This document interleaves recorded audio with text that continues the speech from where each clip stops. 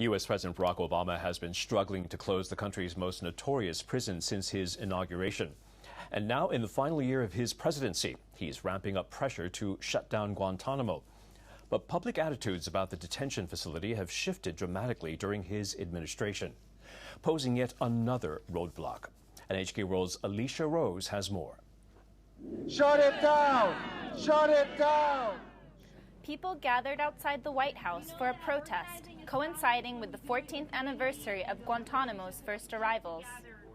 They say the nearly 800 detainees who've been held at the U.S. military prison suffered serious human rights violations. With 1 year left in the White House for President Obama, protesters are calling for the release of Guantanamo Bay prisoners.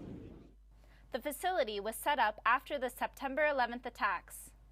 It's designed to house foreign terrorism suspects who are predominantly Muslim. Currently, there are 103. Obama has been chipping away at that population, but he hasn't yet managed to keep his campaign promise about the prison. I will not relent in my determination to shut it down. It's time to close Gitmo. Republicans in Congress have been putting up roadblocks. When I am president, foreign terrorists caught overseas will receive a one-way ticket to Guantanamo, where we will interrogate them and gather as much information as we can to prevent future plots. Politicians aren't the only ones opposing the plan to shut the prison. It just makes you nervous about what's going on in the world today and just afraid about leaving your home.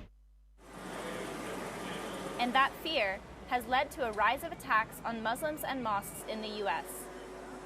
Islamophobia has been getting worse.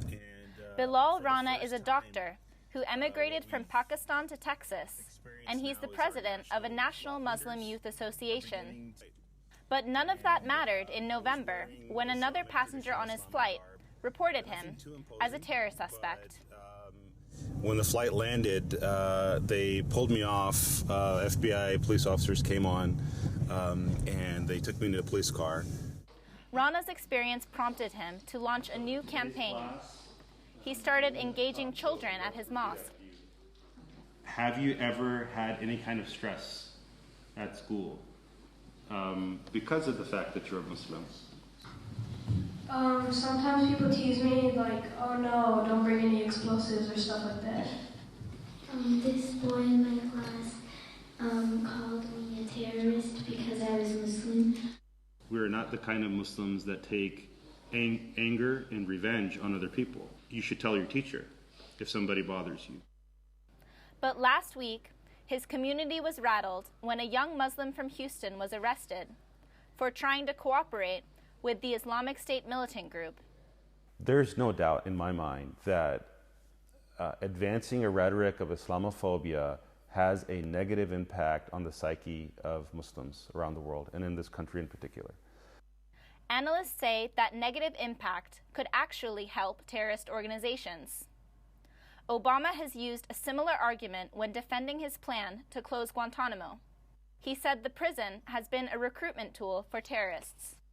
And he is expected to express his resolve for the plan again this week when he delivers his final State of the Union address. Alicia Rose, NHK World, Washington.